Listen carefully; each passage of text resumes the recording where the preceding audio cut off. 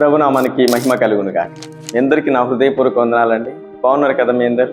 చూడండి, మనం శ్రమ వచ్చినప్పుడు, మనకు దుఃఖం వచ్చినప్పుడు, మన ఇంట్లో సమస్య వచ్చినప్పుడు ఏమి చేయాలనో మాకు దిక్కు తెలియదు కదా. చాలా మనం భయపడతాం, అలసిపోతాం. ఎక్కడికి వెళ్ళాలి ఈ స్థితిలో, ఎవరిని అడగాలి ఈ స్థితిలో, ఎవరి దగ్గరికి వెళ్ళాలి అని మనం ఒక చింతలో పడిపోతాం, దిగులు చెందుతాం. కానీ ఈరోజు ఉదయకాలం ప్రభు నీతోనే మాట్లాడుతాం.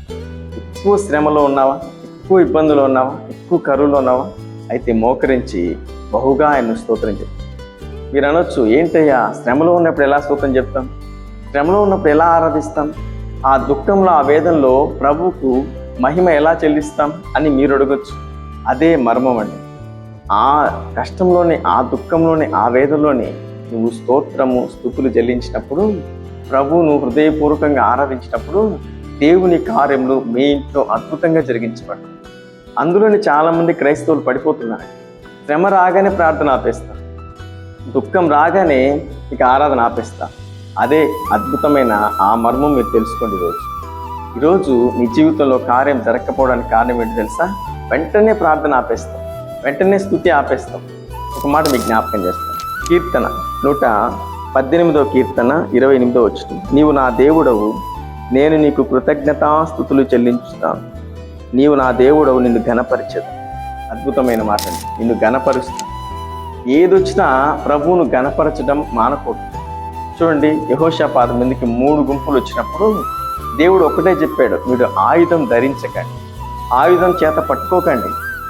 ఏదైతే మీకు భయంకరంగా మిమ్మల్ని వేధిస్తూ ఉందో, మీ మీదకి గుంపులుగా జనాలు వస్తారో వాళ్ళని చూసి భయపడకండి. ఏం చేయమని చెప్పాడు? అద్భుతంగా నన్ను ఆరాధించండి. యుద్ధ ప్రదేశంలో, యుద్ధ స్థలంలో ఎవరైనా ఆరాధిస్తారని, ఎవరైనా కీర్తనలు పాడతారా? కానీ యెహోషాపాతు చేసింది ఏంటంటే, తంతి వాద్యములతో పక్కంతా ఆ బలమైన ఆయుధాలు పట్టుకున్నాం. కానీ ఈ పక్క అద్భుతంగా తంబూర సితార నాదములతో మీరు వారి ముందు నిలబడితే వారందరూ అపహాస్యం చేశారు, వారందరూ నవ్వారంట. వీళ్ళకి పిచ్చి పట్టిందా? ఆయుధాలు లేకుండా మా దగ్గరకు వచ్చి మీరు అనవసరంగా చచ్చిపోతారా అని అనుకున్నారంట వాళ్ళు. కానీ మీరు కీర్తన ఎత్తి స్తుతి గానములతో, స్తోత్ర గానములతో అద్భుతంగా అక్కడ ఆరాధన చేస్తూ ఉంటే ఇక్కడ జరిగింది ఏంటో తెలుసా? వాళ్ళంతకు వాళ్ళే పొడుచుకుని అందరూ చచ్చిపోయారు. ఆరాధనలో ఉన్న శక్తి అది, స్తుతిలో ఉన్న బలం అది. ఈరోజు నీ కుటుంబంలో నీవు మోకరించి స్తుతి చెల్లిస్తే దైవ మహిమ, దైవ ప్రభావంతో నీ ఇల్లు నింపబడుతుంది. ఆ ప్రభావంతో నింపబడ్డ నీ ఇంట్లో సమస్య ఉంటుందా? సమస్య కానీ, దుఃఖం కానీ, వేదన కానీ, కరువు కానీ, అది ఏది ఎక్కడ ఉండకుండా పారిపోతుంది. ఇది చేయండి. ఈరోజు ప్రభు నీతోనే మాట్లాడుతుంది. చాలామంది మా ఇంట్లో సమస్య అంటారు, మా ఇంట్లో బాధలు అంటారు, మా ఇంట్లో అప్పులు అంటారు. కానీ చేయవలసింది చేయక పోవటంను బట్టి నీ ఇంట్లో అవి ఎక్కువ అయిపోతుంది.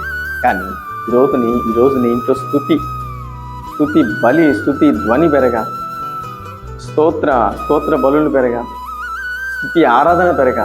ఇవి పెరిగినప్పుడు అవి పారిపోవడం నీ కళ్ళారా నువ్వే చూస్తావు. అప్పుడు అనుకున్నారు అందరూ, వాళ్ళంతకు వాళ్ళు చచ్చిపోయారండి. ఆ యుద్ధంలో గెలిచింది ఎవరో తెలుసా? ప్రభువును బహుగా స్తుతించినవా, బహుగా ఆరాధించినవా.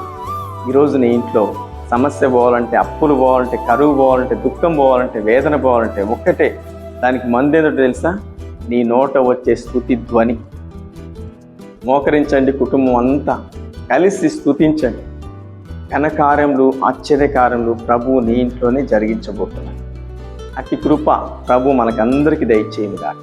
మీ అందరి కోసం ఒక చిన్న ప్రార్థన చేస్తాం. మహాపరిశుద్ధుడా, మహోన్నతుడా, నీకు స్తోత్రం. ఈరోజు సమస్య పోవాలంటే, ప్రాబ్లం పోవాలంటే, మరి రోగం పోవాలంటే, అప్పులు పోవాలంటే ఒకటే అద్భుతమైన మర్మాన్ని చెప్పాం. స్తుతి చేయండి, హృదయపూర్వకంగా నన్ను ఆరాధించండి అంటున్నావు. నన్ను ఘనపరచండి, నేను నిన్ను ఘనపరుస్తానండి.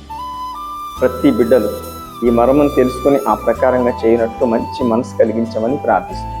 ఈరోజు అంతా నీ బిడ్డల కాపుదల, భద్రత అనుగ్రహించి నీ రెక్కల నీళ్ళలో నడిపించమని యేసు నామములో ప్రార్థిస్తున్నాం పరమ తండ్రి. ఆమేన్. వీడియో చూసిన ప్రతి ఒక్కరు లైక్ చేయండి, షేర్ చేయండి, సబ్స్క్రైబ్ చేయండి. మీకు తెలిసిన వారందరికీ ఈ వాక్యాన్ని పంపించండి. ప్రభు నిన్ను, నీ కుటుంబాన్ని దీవించునుగాక. ఆమేన్.